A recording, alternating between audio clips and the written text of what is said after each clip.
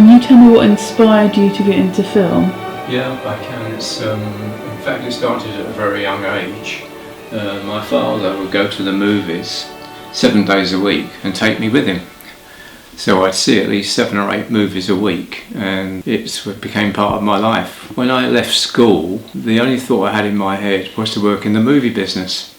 I thought, well, how am I going to do this? So I knew that Wardour Street in Soho was the home of movies, and so I decided to go up there one day. I popped into Paramount Pictures and I said, I want to get into movies. How can I do it? And he said, well, go along up the road there to 142 Wardour Street, Columbia Pictures. In the basement there's a production company.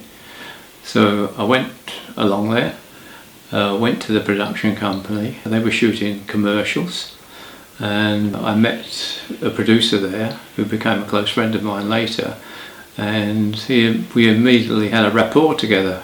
It was pure luck, and he got me a job there as a messenger in the dispatch department. So for a whole year I was travelling all around Soho delivering commercials to all the advertising agencies. And after that period, an opening came for an editing assistant in their cutting rooms there. So I started in commercials, assistant editor, and learnt a lot from that. I was there for about a whole year, and one of the directors there was Richard Lester, the director of A Hard Day's Night and Help. And we became very good friends because we were both very, very interested in the French New Wave, which is just beginning at that time. And we go and sit in a corner for about an hour every day and just talk about the French New Wave. And his commercials were stylised on that, actually, in directing and editing. So I learnt a lot working with him at the very beginning. And then suddenly there was a phone call came through to one of the editors there, and they said, oh, we're really stuck. One of our editors has left, assistant editors has left. Do you know of anybody? So he came in to me and he said, Roy, he said, take that job. I said, well, I'm here. What can I do? So he said, don't worry about anything. Just take that job. It's only for a short period, for 3 months, but you don't know where it's going to lead. And I always remember those words because you must live by those in the entertainment industry. You must take the job, no matter what it is, where it is, or why it is, and because you'll meet people, and that will develop into openings into other areas for you. I went on to that movie, which was called A Change of Heart. It was just a very small budget picture, but the editor of it was David Lean's editor on the Bridge and River Kwai. And I got on very well with him, Peter Taylor. He was an incredible editor, and I learnt so much from him. That was at Shepperton Studios. So after that movie finished, I'd obviously met a lot of people in that 3-month period. So here's the situation I mentioned, is that you find yourself talking to people that you'd never have met otherwise. And they had an opening on a film called The War Lover, which is a very, very big production with Steve McQueen, Robert Wagner and Shirley Ann Field. And I met with the editor, and he then asked me would I come and work on the film. And it was such a vast production that they had to bring in a number of other assistants for other materials, like all the flying material, because it took place in the Second World War. It was a very good movie, actually, and because I got to know Steve McQueen.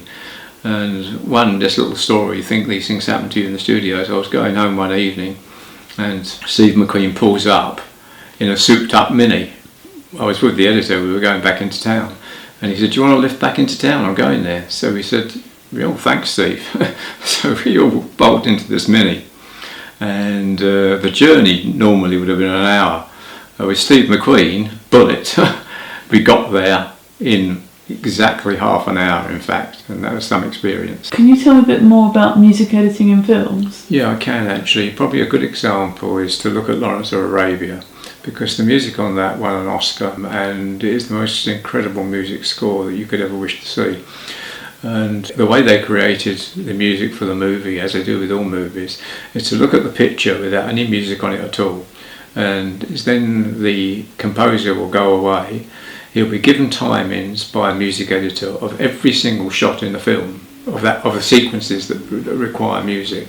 So you'll have perhaps, say, a 5-minute sequence, which is broken down into, could be 15-second slots, 1-minute slots, 2-minute slots, and with every shot will be noted on the film. So if he has to put a beat on something for a specific reason, he will. And there's a famous scene in Lawrence of Arabia where at the beginning of the film where Peter O'Toole is about to go out to the desert, and he strikes a match and to light a cigarette, holds it up and then blows it out. As he blows it out, boom, the music starts, and it's the desert. So the light of the match becomes the desert, and that takes you through to the next sequence. And this can be used to great advantage throughout many movies, actually. The timings of it all have to be so perfect to like the 24th of a second when you're actually composing it for a composer. When we came to the end of working on Lawrence of Arabia, the editor asked me to work on a film with her, which starred Peter O'Toole and Richard Burton, called Beckett, a very big production. At the same time, I had heard that Stanley Kubrick was coming over to England to make a movie. I didn't know the title of the film, but I thought, well, Stanley Kubrick is my idol. What do I do here? So I'm walking past the editing rooms one day, got on the way to lunch, and someone shouts out to me. It's the editor of Dr. Strangelove, and he calls me in. And he'd heard about me because he was also friendly with Anne Coates, the editor of Lawrence of Arabia, and he asked me to work on the film. So I thought, wow, great. In fact, I was really down to do it beforehand, because what happened was there was 2 assistants on Lawrence of Arabia, and because Anne Coates really wanted me with her, she said, oh, you can take the other assistant with you onto the film. So actually we both ended up on the film, both assistants from Lawrence of Arabia, which was required because working with Stanley Kubrick he's a fantastic man, but he's very, very hard going because he is so precise in everything, very meticulous. So what happened is that they were shooting for 3 months before the actual first unit, and the second unit were out in Greenland doing all the background projection plates for the film, because there's a lot of flying in the movie as well. About 30 of it was flying in the B-52 planes, and they had to have different sky backgrounds to it. So when Stanley started shooting, he shot for 6 months. And another situation where he wanted to be there when all the editing was processed, and so I found myself working with him for 6 months, actually personally assisting him on the editing of the film, which was the most incredible experience of all my life, really, quite frankly. And we got through the film and finished it, and had a screening of the final print. Stanley did one evening in town, and I came in the next day and heard Stanley on the phone next door, and I thought, well, I wonder who he's talking to, and he's going, yes, okay. So he came in to me, and he said, Roy, we're going to cut out the custard pie sequence. I said, no, you're not, Stanley. He said, yes, I am. I said, no, you can't do that. He said, I'm going to cut it out. So went along to the editing room. We got the final print, which is all ready to be shown in the cinemas, all graded and dubbed and finished. And I had to cut out the edge of the film, the soundtrack, and pull out the picture and overlap, take out the custard pie sequence, which was 3 minutes long, and then join it back together. And to this day, this is how the negative was recut, and there's no custard pie sequence. But what had happened, if I jump back, is the custard pie sequence took 6 weeks to film, and what it involved was takes place in this giant war room, which a third of the film takes place in the storyline, and it's the Russian diplomat and the Americans all making decisions about the final end of the world with the atomic bomb. And they can't make up their minds because an American general has sent off a B-52 with a bomb ready and armed to go off, and there's no stopping it.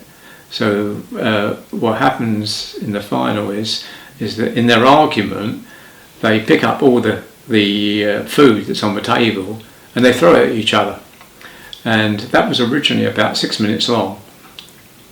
And so Stanley said, well, we've got to get this, we've got to do something with this. So I said to Stanley, well, why don't you speed it up like the silent movies? I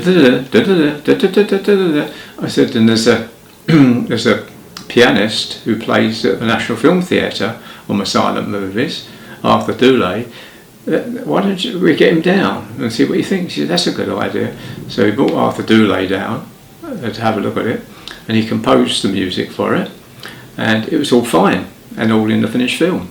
But of course it had been cut out, but it was really the actual final of what is even going on today between Russia and Ukraine and Russia and America, and they're all still throwing custard pies at each other in some form or manner. And it's just a great pity, I feel, that was edited out and should have been the end of the movie, the final end of the movie.